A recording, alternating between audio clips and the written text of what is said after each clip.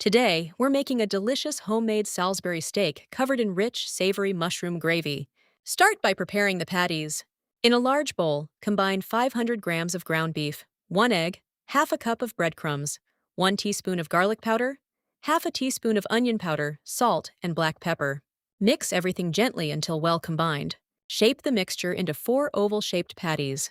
Heat 1 tablespoon of oil in a large skillet over medium-high heat. Add the patties and cook for about 4 to 5 minutes per side, until nicely browned.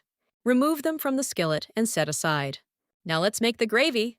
In the same skillet, add 1 tablespoon of butter, followed by 1 sliced onion and about 200 grams of sliced mushrooms.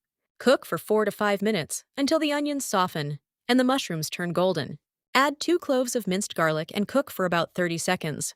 Sprinkle in 1 tablespoon of flour and stir well. Slowly pour in 2 cups of beef broth, stirring continuously to prevent lumps. Add 1 tablespoon of Worcestershire sauce, half a teaspoon of dried thyme, and a little black pepper. Bring the gravy to a gentle simmer. Return the beef patties to the skillet and spoon the delicious gravy over them.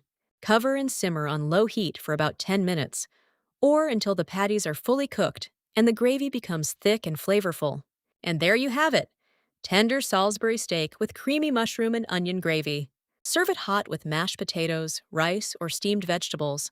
This classic comfort food dinner is easy, hearty, and absolutely delicious.